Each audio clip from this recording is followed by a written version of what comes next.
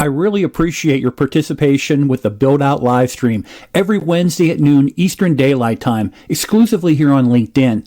The stream will be starting in just 1 minute. In the meantime, let me take this opportunity to talk to you about the live streaming studio that I use to stream Build Out with Jim Kunkel.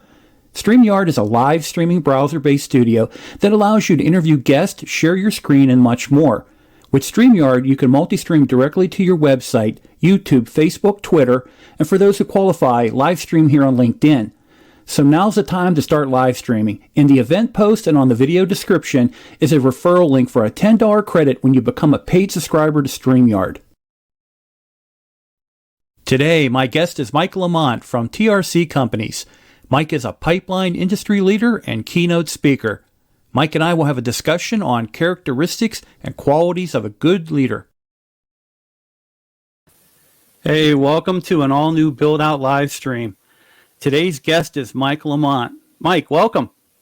Hey, Jim. Thanks for having me on. It's great to have you. You had the opportunity to be on another live stream when I used to do Global Topic for the corrosion coatings industry. Yeah, and that was a lot of fun, and I'm thrilled you had me back. No problem. Hey, before we get started with our discussion today, could you provide a little professional background, what you do, and then also talk about your role in the industry when it comes to pipeline industry, and then also too your experience as a keynote speaker? Sure. Well, before we get into that, Jim, I want to let everyone know that I don't have Winnie with me today. She's at puppy camp. And I had a lot of people message me and say, if you're going to have that cute dog on the show, I'm going to join, right? So sadly, sorry, folks, I hate to disappoint. No Winnie today, but she did have a lot of fun. We had a lot of fun putting together the promo. Is it a puppy school for podcasting, or? It's to learn how to be a well-behaved and well-adjusted dog, right? So, and she needs that, right? Because she's like I tell people she's like a Sour Patch Kid. She's either really sweet or really bad. So she needs that. So yeah, about TRC. TRC is a comprehensive engineering consulting firm, and we do everything from environmental consulting to infrastructure work. Now, my team within TRC, we focus primarily on hazardous liquids pipelines and natural gas pipelines. And you go, okay, well, what does that mean? I have the pleasure of working for an incredibly talented group of regulatory professionals, integrity engineers and specialists, and corrosion professionals. And I say I work for them because that's the leadership approach. I believe that. Very good, very good. You know, before today's stream, you and I had an opportunity to work on the content for today's discussion. But on Monday, a really good, actually a lot of views on it, a good participation. I put a poll out on LinkedIn regarding for leadership, important characteristics.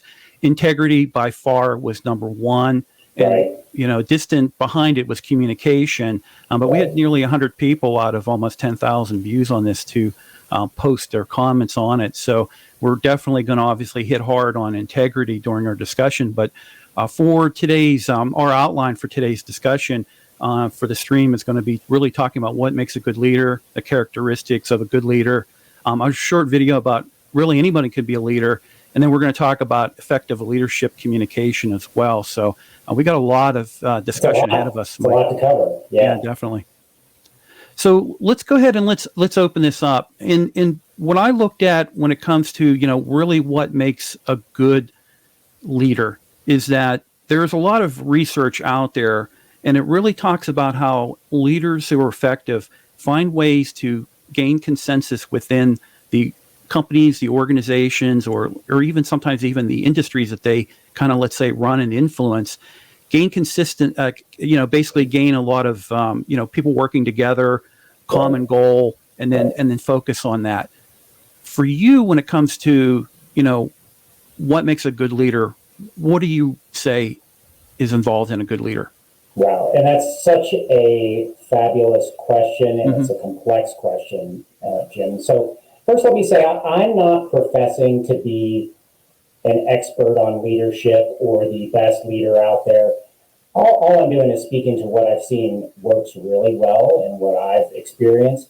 And I've seen, and we've all seen poor leadership. And today, poor leadership sadly is everywhere, right? And so I would say that the consensus piece is an interesting element. And here's the deal: is that I think that leadership there's a difference between leadership and management, right? And leaders recognize that they don't have all of the answers, and so they surround themselves, or should surround themselves, with incredibly talented, bright folks that can see things or have skills that you don't have, and you go to them and you go, "What do you think?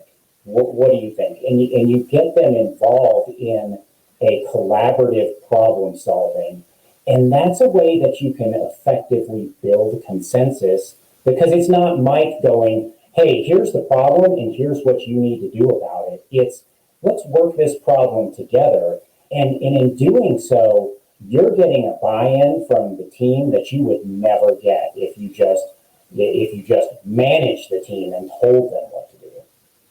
Yeah, and when you really think of leadership when it comes to characteristics and principles, it's as old as time. This goes back to recorded times where you see a lot of evidence of leadership development, but also too, it's a learning process. And what's amazing about it is, even though it has roots way back in history, it's something that's going to continue to evolve. And we're currently in the middle of another transformation that's happening into the more into the digital industries that are Right. really ahead of us. So now we're looking at not only people who were influencers, but also those people who were leaders. We'll have to really kind of engage in different ways and look at different technologies as well. What do you see the impact of technology when it comes to leadership? Yeah, and another great question, Jim. Technology is a wonderful tool, and I think that as you mentioned, leadership is as old as time, essentially. And let me back up a little bit and talk about kind of the angle that I'm looking at this through the lens. I'm a huge management systems person. Okay, now through pipeline integrity management, safety management systems, those require you have robust written process. And I've spent many years focusing my career on building out that process. You do extensive mapping of where things go, how things are communicated. And then that element that you mentioned, the technology, well, you drop technology in around your process, but you don't build effective process around technology. Rather, you go, where are our gaps? Where do we need technology to fill that? And I would say, I would caution folks, technology is critical to us. However, it does not take the place of human beings and the leadership that we have to provide. And I think that we get too heads down into things like words like optimization and efficiency, and if we only have this digital technology, whatever, we can be so much more efficient. I've seen this in pipeline integrity, where folks have spent lots of time, energy, and money on the latest and greatest things, and their programs still struggle. And they go, "Well, why am I still struggling?" And I go, "Okay, well, really and truly, this is a leadership issue. It's not a technology issue." Yeah, and really, when you think about it, you could have the best leader possible for an organization or a company or an industry, if there's not buy-in by those within the organization or the industry. Right. And the other thing is the communication aspect of it as well. It's kind of like you're on the boat and you're yell row, but no one's hearing you and they don't know, or they're misfiring and rowing all at different times. There's so much coordination has to go on. When you look at there's a lot of different training methods out there, methodologies out there. Even like on YouTube, for example, just by putting content up regarding leadership. I get a lot of the infomercials about, you can take my 8-part Yeah. course. Subscribe now. Yeah. Yeah. Yeah. Um, Yeah. you know, and I think where you're kind of heading to, and in relation to TRC, I've had an opportunity to talk with CM Nelson, and he's the type of person where he says, you want to embrace the new technologies, but you also don't want to release the past. You want to make sure that you are absolutely, taking advantage of those who are more experienced, and they might be senior now. You are the next generation. If you're a leader coming up, you need to listen to that older generation and learn from them. right.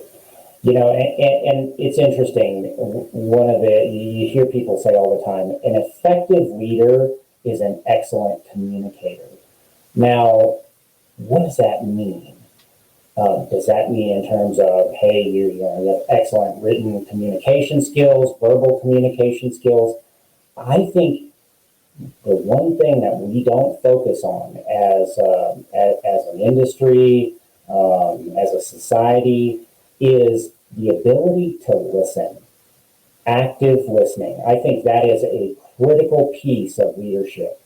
If I come into a role and I'm here to lead a group of people, and I know all the answers and I've got it all figured out, then I'm effectively driving blind.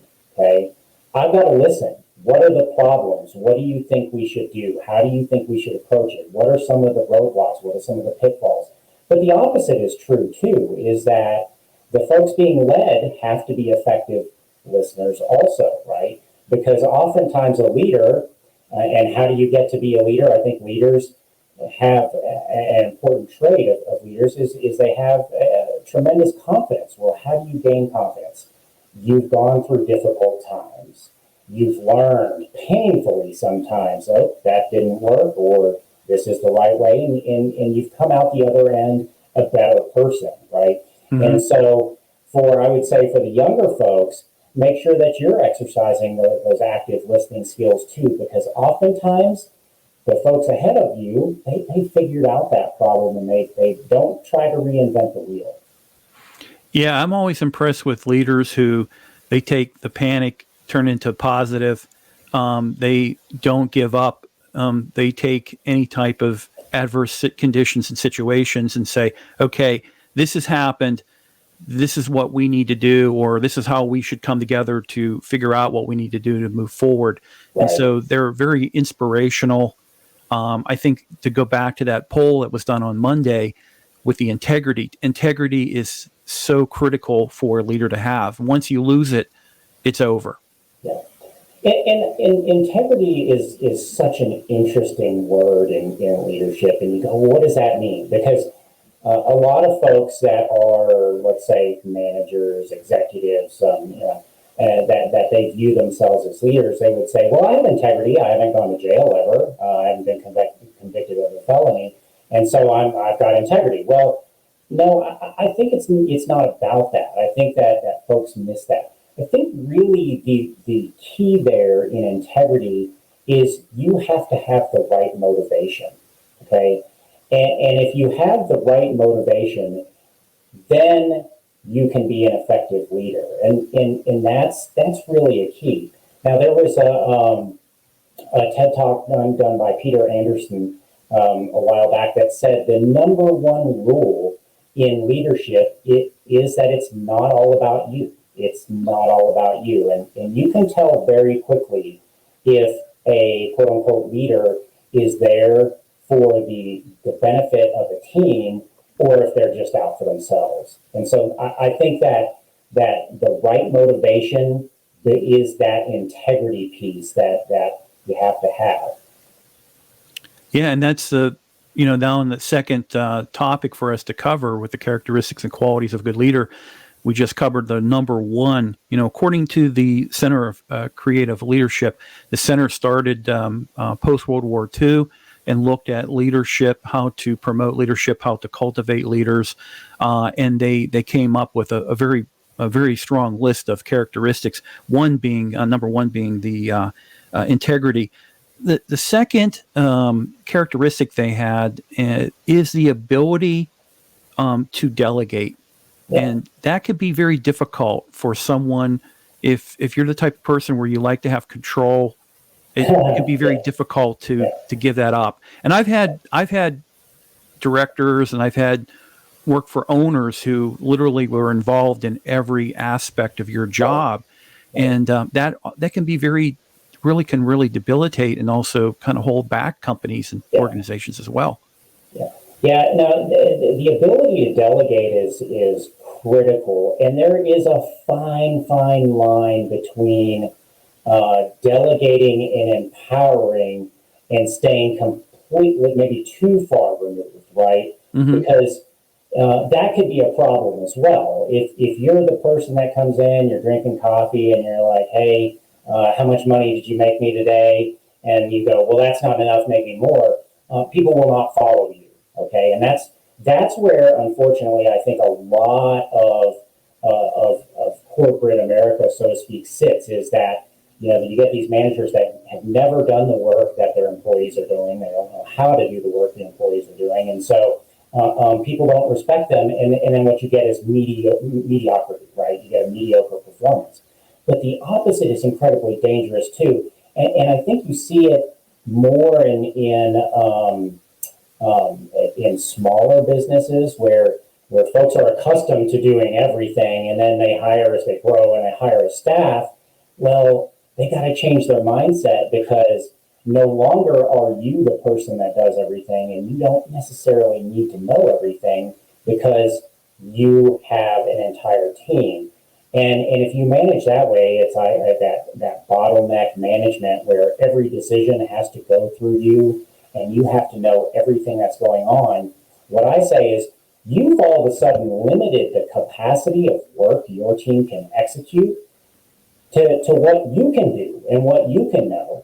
And if you have 100 employees, but everything's got to go through you, your team cannot be productive as it could be if you said, "You know what, go do," and I'm empowering you to make decisions. And that's really important also, because as you empower folks to make decisions, how do you do that? How do you give up the reins? Well, you help them see things from your perspective, all right? Because each layer you go up in an organization, you're going to have a broader view of what's going on. And so you help your team kind of go, "Okay, well, here's what I see. Well, here's what I see. And here's the issues that I'm faced with, and here's what we're trying to accomplish." And you kind of get them to where they almost are a reflection of you when you're making decisions. So you don't have to be involved in all of those. You don't want to be involved in all those decisions. You want to be able to go on vacation. If you're not setting up a team to function without you, then you're not an effective leader. Well, and then, based on all the research I've seen, the younger generation coming out of college, they want to be involved more in that decision process. And so, they're really saying we want to be part of the, plan moving forward, the strategy, the decision process. So for you to be able to adjust and pivot that way from being a control person to saying, I'm going to delegate, that gives a lot of opportunity for that younger generation to, obviously they're going to evolve as well. And hopefully you're going to be imprinting on them to say, I need to be like my leader is, like my boss is, and to delegate and get involved when I need to get involved and stay out of the way. I don't worry about how the sausage is made in some cases all the time. Right. So so on that poll, like I said, the LinkedIn poll that I ran on Monday, over 50% of the respondents, integrity was number one. Mm-hmm. In the 20s, let's say the distant second was communication, which, with the center, they do identify after delegation as communication. And Leroy had posted that active listening, right motivation for integrity of a good leader. And that's really critical, is that with the communication aspect, being able to get the message out, you also want to think of being an active listener as well. So what are your recommendations when it comes to both communication as a leader and then active listening as a leader? Right. So listen first, okay? And and make sure that you're making informed decisions, right? Because a leader has to also be very decisive, right? And once you've gathered that information, you've taken in all these different perspectives from the team that you have, and again, that's critical. Active listening first, and then clearly communicating where we're going. All right. And I think that's an element of leadership that's really overlooked today is that the where you are setting off to go. Now, I mentioned in my World Pipelines keynote that Jordan Peterson says you have to have, or you should have a nobler aim, right? Mm-hmm. And what does that mean? Well, that means a purpose, a direction. And folks confuse that to mean, well, you have to have a goal. Well, yeah, okay. Goals and the purpose are different. And I think that if we're in, it doesn't matter, any business, or in the corrosion rectifier business, let's say, and I'm the leader of that organization, here's what I would say is, as a direction. I would say we want to have the best quality products in the industry, period. Okay? That's what we want. That's something that every single person in that organization can understand and contribute to. All right? Now, if you say, well, we want to make X million and X million and EBITDA and profits and all those things, the average, I'll call them frontline employee, they really don't care about that. And so what you're doing is you're uninspiring most employees in your team, because only a small percentage of the upper management that's going to resonate with, right? But so when you start to talk about profits and dollars and cents and all those things, with the average frontline employee, they're going to tune you out, and they're going to be incredibly uninspired. So back to you got to have an aim, right? A direction that everyone can move towards every single day without Mike getting out and saying, now here's what you need to do next. No, I know we are here to produce the best quality products in the industry, period. And I don't need someone to look over my shoulder, because now I know everyone's bought in. I know where we're going. Now, metrics that we track progress with are incredibly important. Now, if I said quality is number one to me, but then I just came and talked to the team about dollars made in this quarter and profits, what I'm doing is I'm telling them through my actions that maybe quality isn't so important. So I have to talk the talk and walk the walk and go, no, we're going to talk about quality first in every single meeting. Very good. And, to the point that you made earlier, and it's the fifth out of the 10th characteristic is gratitude, showing gratitude to your team. That is very important, and it also really helps to build a stronger foundation for collaborative work. Yeah, and I think that it's, again, what is your motivation? Are you in it for yourself, or are you in it for the team? And I talk to young folks all the time. They're like, oh, I want to be a manager, and I want to. Well, why? Do you like people? Well, not really. Okay, so then that's maybe not the best career path for you. And one of there's a huge problem, and this is not just the pipeline industry, but in any industry, is we take people that are excellent at what they do technically, or even worse, we take a finance person and say, okay, you're now an operations leader, right? And we expect them to lead people. Well, we have not equipped them, and they don't have the right motivations necessarily, because that's not the way they're wired. If you're wired to be an excellent individual contributor, and then all of a sudden you have to think about your team first, that's a hard transition to make, right? But I want to say that one of the keys to be an effective leader is you have to have a understanding of fundamental human motivations and feelings. And I'm throwing out the feelings word, because that's critical in building trust. If you can go, well, gee, I know how I would feel if this happened. What would I want a leader to say to me, right? That's absolutely vital. So again, leadership is not about the leaders. In fact, you should be giving more of yourself out every week to your team than you're getting back. All right. And that's how you build trust is because people know, I mean, people know that, hey, this person says the right things, but they really are just looking out for themselves. Or they know this person actually cares about every single person on the team. And that's how you get buy-in, and that's how you get people to follow you. And Heidi Brooks from VCP had posted here, right on, Mike, and consistency is key to a strong foundation. That's so very true. Thank you, Heidi. The next characteristic is learning agility. And I've seen leaders succeed and fail in being agile when it comes to learning. And today's business environment, where you have to rapidly learn a lot of different things nowadays. It's not like it was, 30, 40 years ago. Sure. Yeah, and that's, that's another key aspect and excellent point.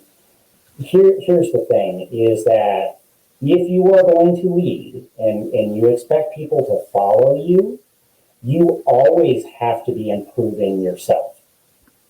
You're never there. That's the thing.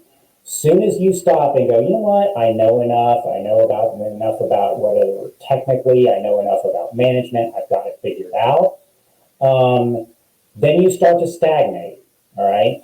And people start again, the people that are on your teams, they're human beings. They know, hey, this person isn't, up to speed. They're not improving themselves, etc. So if you want to be a leader, you want people to follow you, you have to lead by example. And that means you have to be adaptable. You have to always be learning. I try to learn something every day, right?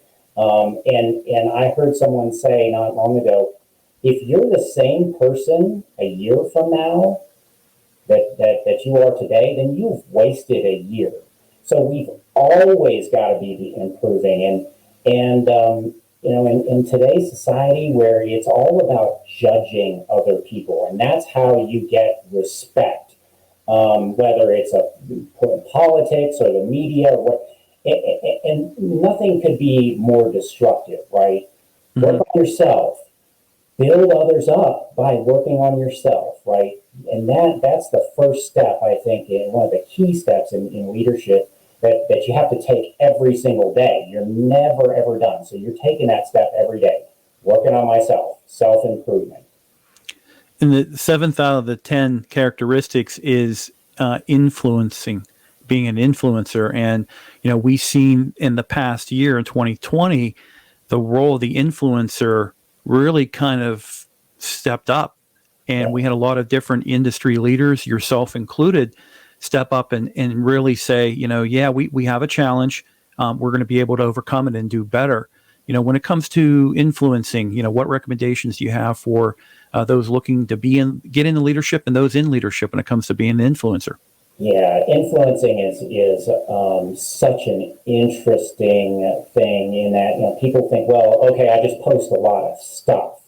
And maybe it's a shotgun approach of, if I post enough stuff, maybe I'll start to influence, right? And I think that you have to stand for something, but you have to know who you are and where you are going before you can influence.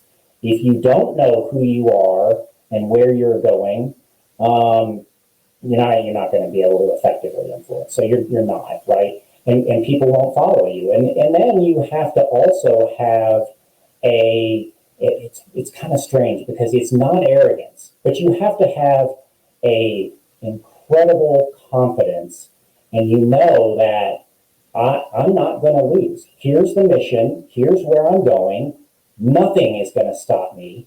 And people respect that, right? And people look around and go, okay, this person is actually talking the talk, walking the walk, and then you can start to positively influence. And we are at such a critical juncture in our industry. We have climate issues, with social media. There's so many places where we are getting attacked. And I go, okay, well, yes, some of that may be fair, some of it may be unfair, but stop worrying about that and start to go, where can we improve? Because we do have the ability to improve. And if we bury our heads in the sand and go, you know what, we don't need to take this and step this up in our integrity program, and we continue to do the minimum, well, guess what? Then you're making the critics right. So let's do what we can to ensure that the critics are wrong. That's a great point. And really, what I see, what you just talked about, it really goes into this the eighth characteristic, which is something that probably will rise up in the characteristics of the importance of a characteristic is empathy, having empathy. And a lot of that is being trained right now in companies and through different leadership programs and things like that. You really need to put yourself into the perspective of others. And it's kind of like in the way of the golden rule, do unto others as you want them to do Absolutely. unto you. Can you speak to empathy? Yeah, and so I think each of these are vital characteristics, and it's so hard for me to say that one is more important than the next, right? And I think that if you go back to the fundamental question of what is your motivation as a leader, and I'm motivated by taking a group of people and making them better than they were, and really nothing's more satisfying than taking a group of people that really they didn't think they could do something, and you help them see the possibilities of what they can achieve, and then wow, the satisfaction you get out of that as a leader is that's why you do it. It's about everyone else, not you. And so empathy is critical in that. And I again go back to fundamentally understanding human beings and what motivates them, how they feel feelings, and those kinds of things is absolutely vital, because every single employee is different. Every single teammate's different. Some are motivated more by certain things than others. Some have everyone brings insecurities. Every single person. Your leaders bring insecurities, but understanding that, making that okay to have that insecurity. Let's talk about it. Let's work on it. If you're not good at presenting, let's get you out there and present in a safe environment where I'm not going to go, wow, that was really terrible. No, that was great. Keep working on it, right? So empathy is up there at the top. Yeah, definitely. And like I say, a lot of companies, organizations are training that really throughout the entire structure. From base level staff all the way up into executive level as well. But obviously, it's very critical when you're dealing with, let's say, management to executive leadership. It's important to have that perspective. Let's say. When it comes to empathy. And the ninth out of the 10 characteristics is one that we have a lot of historical evidence of, it, which is going to be courage, having courage to be able. Now, when it comes to businesses, courage could be that you have gone down, let's say, a product line or a pathway. A good example of a lack of courage would be, remember when, again, maybe I'm dating myself, when Coke decided to change their formula and go to New Coke. Yeah, And they had a lot of people won't remember that. they had their chief executive on the commercial saying it's better than the old Coke, and everybody knows that was a total disaster. But that was courage for that executive, that leader of Coke, to go out there and say that it's better than the old Coke, it's the new Coke. So talk about courage. Yeah, and so I use a different word for it. I use confidence. And again, not arrogance. There's such a fine line. You cross that line into arrogance, people will not follow you. They just won't. So I go back to, okay, so courage, confidence. I have to know before I can be confident or courageous, I have to know what I'm all about. I have to know me, right? And I'm a lifelong martial artist, Jim, and one of the things that martial arts has taught me is that you're not fighting an opponent, you're fighting to control you. And when you can control yourself, it's not good for the opponent, right? But when you're trying to control the opponent, that's really the path of self-doubt, insecurities kind of bubble to the surface. So yeah, absolutely, you got to have courage, confidence, and where does that come from? Self-exploration, knowing what you're all about, and going, hey, this is what I stand for. This is where I'm going, and no one is going to stop me, and I'm going to win the fight no matter what. Now, yeah, what does that mean? What does that mean? What you have, there's no doubt in your mind. You don't let doubt creep in at all, because hey, I've been through difficult situations. I've done things that others would have quit, whether it be in physical exercise, martial arts, or difficult situations with clients, and you came out of it the other side stronger than you were before you go in. So you gain confidence and courage through experience, but putting yourself in uncomfortable situations. And that's what, again, the World Pipeline's keynote really underscored is to get better, and we all want to be better, we have to put ourselves in uncomfortable situations. And sorry, you're not going to learn it from a book. You're not going to learn it by going to school and academics. You're not really putting yourself out there, and you're certainly not going to learn it scrolling through your phone, looking at social media. You will learn about it from the Build Out live stream. That's right. So the last characteristic that we'll cover for today's live stream is going to be respect. It's not just a song. Respect. You have to give respect to earn respect. Let's talk a little bit about respect as a leader. What are leaders looking for, and what type of respect should they be giving out to their to those that they follow, or I'm sorry, they lead?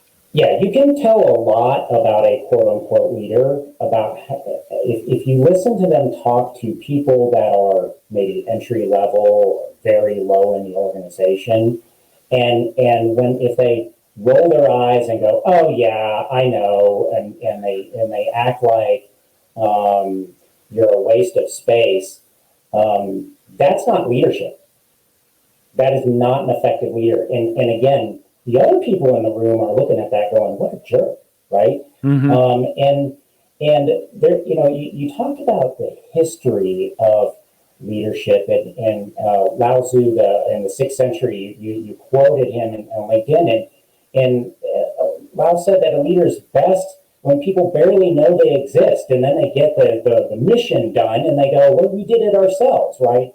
And then in the Renaissance area, Machiavelli came along and wrote The Prince and said, well, it's really more about the leaders themselves, and they should achieve power, maintain power by any means necessary, whether it be treachery, deceit, violence, whatever it takes.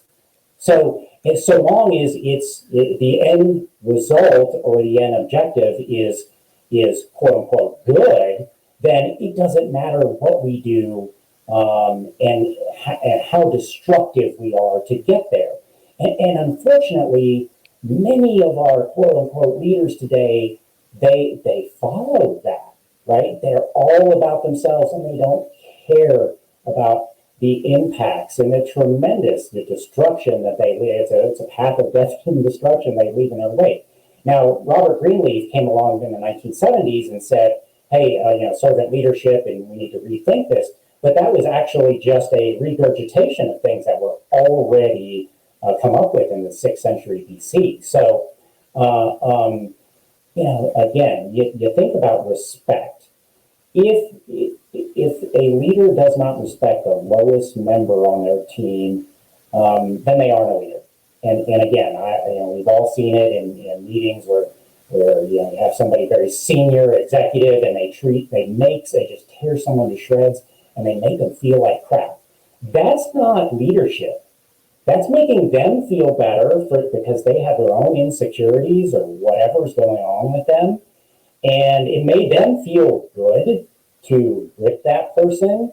But essentially, the joke's on them because people will not follow them, and the people that are stuck with them that have to work for them don't really get mediocre performance out of them because I'm going to do the bare minimum for that person. Yeah, I like the concept you put out there. Really, for the leader needs to have respect for, let's say, even to the entry level person. Mm-hmm. It's not just respect, let's say, to an executive team or a management team or the board of a company, but really to everyone. And I really like that. Mike, I'm going to play a real short video, and it's basically addressing that aspect of, again, anybody can be a leader. And it highlights a Harvard Business Review article, which in the replay here on the stream and on my YouTube channel, I'll make sure that I post this link so that people can read the blog. It's really informative, and it really kind of helps fortify the discussions we're having right now. So hold on one second. Great. I hope that you're getting value out of today's stream with Mike LaMont and our conversation on characteristics and qualities of a good leader. Related to today's topic, I found an informative Harvard Business Review article by Monique Velcourt on a post titled, "Anyone Can Learn to Be a Better Leader." Monique covers why occupying a leadership position is not the same thing as leading. The article is very informative, and I'll link it to the stream's replay. In the article, you'll find recommended steps that will help you build your own personal learning methodology that will enhance your skills and abilities to become a leader or enhance your current leadership capabilities. The one takeaway from this Harvard Business Review article is that if you want to obtain or hold on to a leadership role, your ongoing development plan for leadership is critical. So now it's time to build out your future leadership role. Okay, now back to Mike to finish out our discussion on leadership. The nice thing about these live streams, they're fun, but they're fast. Boy, I can't believe how much we've covered. So much in the time. It goes so fast. So our final topic is really focusing on effective leadership communication, and that's something that you are very passionate about. So what I'm going to probably say here at this point is, let me turn it over to you. Let's talk about communication, and let's see if we get some comments and questions coming in. Right. Yeah. Great topic. Communication again is a critical aspect of leadership, and again, let's think about how you communicate and why you communicate. Well, let's go to why first. Is we all have an aim, and we all have objectives, and we all have goals. Now, corporations are around to make money. Period. Done. All right. Mm-hmm. And if you want to make money, where are you going? What's the aim? And it can't be, well, we're going to get X, that's for the financial people, the top execs, that resonates with them. So have an aim. We want to have the best quality in the industry. We want to have the best customer service in the industry. That's communicating where you're going. And you got to talk about that every time you talk to your team, okay? That's number one. If you say, well, safety is number one, but you don't talk about it, then people very quickly figure out, well, they say the right things, but their actions say something else, all right? So you can communicate by setting a course and a direction, number one. Number two, active listening. I'm going to say it again. We have to hear the people that are on our teams. Again, we've all sat in situations and meetings where we've heard people talking to someone senior, and you could tell the senior leader is not engaged because let me see what's on my phone right now, right? That is incredibly ineffective communication, right? You tune the person out. So gather information, you have people, you go to the trouble of hiring all these bright people, Mm-hmm. take that, get their perspective, because I assure you that they see things that you don't. They do. And then, when you've set the course and direction, you've gathered information, then it's time to essentially, and it's really simple, I think, and it's not as complex as all of these consultants, leadership consultants, and all of these things say, is that you repeat back what's important to you. What's your aim? Where are we going? Quality is number one. You report out how you're doing, right? And you do that all the time, and you measure progress, and you don't just go silent for 6 months or a year and then go, well, we missed our mark. You Mm-hmm. constantly have to select and report back metrics that measure progress towards that aim. And here's one more thing: is you gotta talk to people collectively on your team, but you also have to talk to them individually. And that could be as simple as, hey, how you doing? Mm-hmm. It used to kind of strike me as weird. I've changed jobs a couple of times in companies, and I would message somebody and I go, hey, how you doing? And you could see the kind of, they're like, fine, and they're waiting for the other shoe to drop of, what does this guy want? And no, I just want to know how you're doing. How are things going, right? So that's communication, right? So again, a key aspect of leadership, active listening, and set that aim, that course and direction, and then frequently talk to your folks. So, in your experience in the pipeline industry, and also being the director of integrity services with TRC, Mm-hmm. obviously you're working with a team. You're part of a team working in the field. And Leroy asked a very good question. When you're looking at your particular industry, in the pipeline industry, when it comes to those working in the field, let's say, is there more expected, or that an organization would demand from those in the field, having how do you interact with an internal and external, let's say, teams?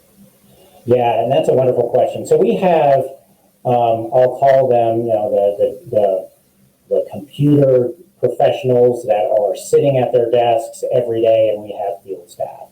Mm-hmm. And managing those teams or those types of employees are two very different things, and there is not a one size fits all.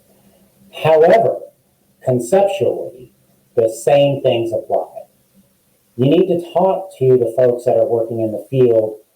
And when I say talk, I don't mean talk at them. You need to listen. How are things going? What are some of your pain points? What are you concerned about? Now, I may not be able to solve every single problem, but if I'm in the field and the manager is talking to me, and they listen to me and they go, yeah, I can't fix that for you, but I recognize that that's a problem and it would upset me too. Man, I feel better. I feel better, right? So again, active listening, I think, is absolutely critical. And where you can, you need to take action. Where you can, you might not be able to fix every problem today, but if you go, you know what, we're going to work on this a little bit at a time, and hopefully a year from now, it's not an issue, But again, recognize that managing folks that are desktop and out in the field, those are two different types of roles, and they can't be managed the same, shouldn't be managed the same. However, conceptually, all of the same characteristics and elements we just talked about apply. Very good, very good. What an awesome stream today. So for next week, a topic that really seems to be becoming more that needs to be addressed is dealing with mental health and mindfulness. And Racquelle Pakutz, who is the president with Zen Freight Solutions, will be joining me next Wednesday at noon, and we're going to be talking about this topic. And hopefully we get a lot of participation. It's a great opportunity I'll be for listening. people to share, a lot of stresses and the challenges and issues that they have, and look forward to address it. For those, looking to get in contact with Mike, his email address is on the scroll at the bottom here. Mike, is there anything in closing that we did not talk about that you would want to leave with the viewers?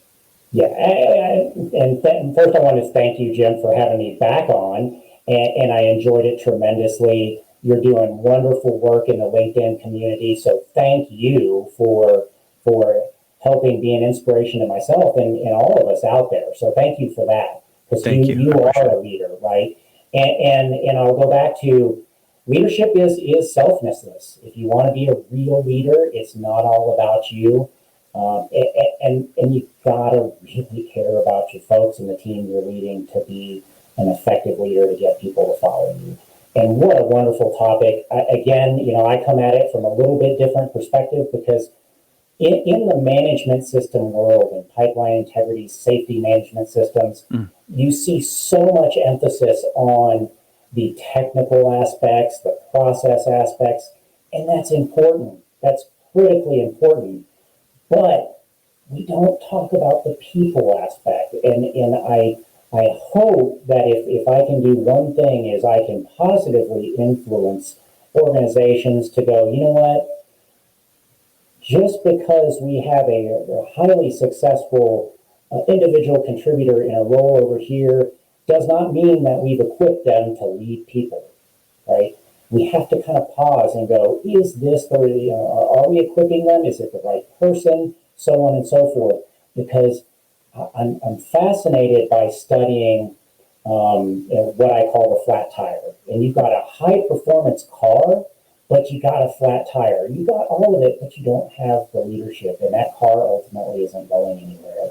And leadership can tremendously impact. Again, we're here. Organizations, companies are here to make money. Well, how do you make money? Well, you inspire and you lead. Wow, great conversation and great recommendations that you provided. I encourage everyone to connect with Mike on here on LinkedIn. Reach out to Mike, because he's very passionate about leadership and also talking about becoming an influencer as well. Mike, I've learned a lot from you, and I appreciate the friendship that we've had. And the opportunity for you to join me on streams, and also other discussions that we've had. So thank you so much. Yeah, thank you, Jim. That's going to be the end of this week's live stream. Mike, thanks a lot. Appreciate it. Thanks everybody for joining. Yeah, we didn't have Winnie this time. Next time we got to get Winnie on. All right, everybody. Well, have a great day, and I'll see you everybody next Wednesday. Bye-bye.